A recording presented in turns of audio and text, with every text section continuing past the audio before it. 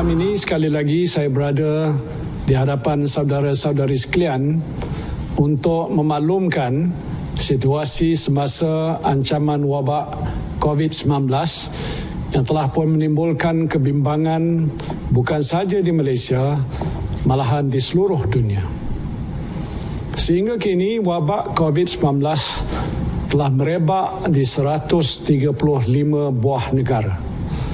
Seramai 162,711 orang telah pun disahkan positif COVID-19 ini di seluruh dunia. Daripada jumlah ini, seramai 6,443 orang telah meninggal dunia. Di Malaysia telah berlaku peningkatan kes COVID-19 secara mendadak, iaitu 190 kes semalam, disusuli 125 kes baru pada hari ini, menjadikan jumlah keseluruhan individu yang dijangkiti wabak ini adalah sebanyak 553 orang. Daripada jumlah tersebut, seramai 511 orang sedang pun dirawat di hospital, manakala 42 orang telah pun pulih. Kerajaan memandang serius situasi semasa ancaman virus berbahaya ini, terutamanya perkembangan gelombang yang kedua. Keutamaan kerajaan kita pada masa ini adalah untuk mencegah penularan baru wabak ini yang dibimbangi akan menjangkiti lebih ramai rakyat. Situasi semasa wabak ini memerlukan tindakan drastik diambil bagi memulihkan keadaan secepat mungkin. Dan untuk itu kerajaan memutuskan untuk melaksanakan Perintah Kawalan Pergerakan mulai 18 Mac 2020, iaitu lusa, hingga 31 Mac 2020 di seluruh negara. Perintah kawalan ini dibuat di bawah Akta Pencegahan dan Pengawalan Penyakit Berjangkit 1988 dan Akta Polis 1967. Perintah Kawalan Pergerakan ini meliputi pertamanya ialah larangan menyeluruh pergerakan dan perhimpunan ramai di seluruh negara, termasuklah aktiviti keagamaan, sukan, sosial dan juga budaya. Dan untuk menguatkuasakan larangan ini, semua rumah ibadat dan premis perniagaan hendaklah ditutup, kecuali pasar raya, pasar awam, kedai runcit dan kedai serba yang menjual barangan keperluan harian.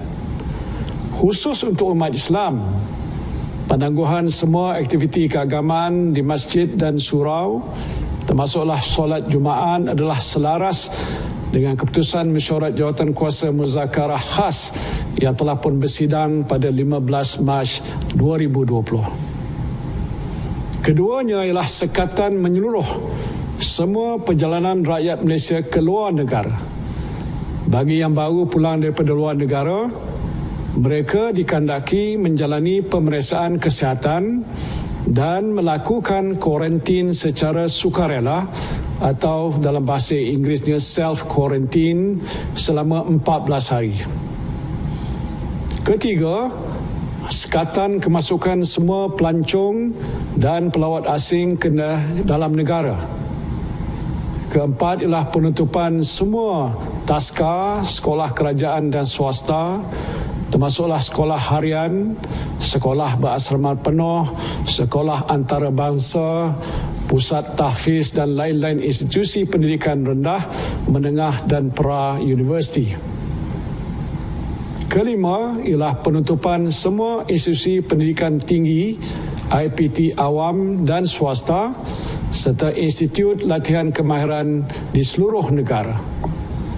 Dan keenam, penutupan semua premis kerajaan dan swasta kecuali yang terlibat dengan perkhidmatan penting negara ataupun essential services, iaitu air, elektrik, tenaga, telekomunikasi, pos, pengangkutan, pengairan, minyak, gas, bahan api, pelincir, penyiaran, keuangan, perbankan, kesihatan, farmasi, bomba, penjara, pelabuhan, lapangan terbang, keselamatan, pertahanan, pembersihan, peruncitan dan bekalan makanan.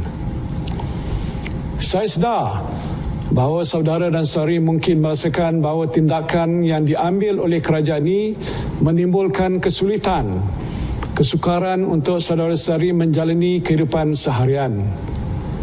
Namun tindakan ini mesti diambil oleh kerajaan untuk membendung penularan wabak COVID-19 yang berkemungkinan meragut nyawa rakyat negara kita ini.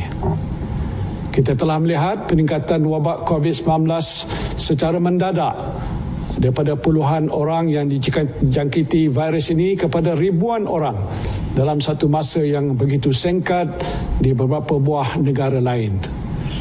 Sudah pasti saudara dan saudari tidak mahu keadaan yang sama berlaku di negara kita. Kita tidak boleh menunggu lebih lama sehingga keadaan menjadi lebih meruncing, dan tindakan drastik perlu diambil dalam kadar yang segera untuk menyekat penularan wabak ini dengan cara menghadkan pergerakan orang ramai. Dan inilah satu-satunya cara untuk kita mengelakkan lebih ramai rakyat negara ini dijangkiti wabak yang boleh meragut nyawa. Saya harap saudara-saudari dapat bersabar menghadapi dugaan ini. Jangan panik, juga jangan rasa cemas, dan sentiasalah bertenang. Saya percaya dengan langkah-langkah sekatan pergerakan yang dilaksanakan oleh kerajaan ini, kita mampu menyekat penularan wabak ini dalam masa yang terdekat. Kita telah melihat beberapa buah negara yang mengambil langkah yang agak drastik untuk mengawal penularan wabak ini, seperti negara China yang telah menunjukkan penurunan mendadak kes-kes jangkitan COVID-19 ini. Saya juga ingin memberikan jaminan bahawa bekalan bahan-bahan makanan, keperluan harian dan juga penjagaan kesihatan termasuklah toping muka adalah mencukupi. Saya telah pun mengarahkan Kementerian Perdagangan Dalam Negeri dan Hal Ehwal Pengguna agar sentiasa memantau situasi bekalan makanan dan keperluan harian di pasaran di sepanjang tempoh Perintah Kawalan Pergerakan ini berkuat kuasa. Saya merayu kepada saudara dan saudari agar sentiasa mematuhi Perintah Kawalan Pergerakan ini. Ini adalah tanggungjawab kita bersama yang mesti kita laksanakan sebagai rakyat yang prihatin terhadap keluarga kita, masyarakat kita dan negara kita. Saya juga ingin memaklumkan bahawa sidang khas Majlis Keselamatan Negara akan bermesyuarat setiap hari untuk memantau dan mengawasi situasi wabak COVID-19 ini. Saya sendiri akan mempromosikan mesyuarat ini dan juga memaklumkan kepada saudara-saudari perkembangan situasi wabak COVID-19 dari semasa ke semasa. Jika saudara dan saudari mempunyai sebarang pertanyaan berhubung dengan Perintah Kawalan Pergerakan, saudara-saudari boleh menghubungi Pusat Pengurusan Operasi Negara di talian hotline.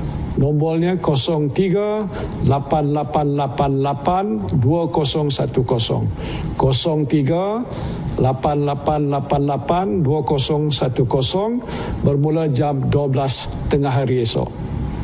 Saya mengambil kesempatan ini untuk mengucapkan jutaan terima kasih kepada semua petugas kesihatan, penjawat awam dan semua pihak yang telah bertungkus lumus bekerja siang dan malam untuk membendung wabak ini. Saya berdoa agar saudara dan saudari sekalian akan terus cekal dan tabah dalam menjalankan tugas untuk negara demi memastikan keselamatan dan kesejahteraan rakyat di negara ini senantiasa terpelihara. Akhir sekali, saya berdoa agar saudara dan saudari sekalian senantiasa diberikan perlindungan oleh Allah Subhanahu wa taala. Wabillahi taufiq wal hidayah. Assalamualaikum warahmatullahi wabarakatuh.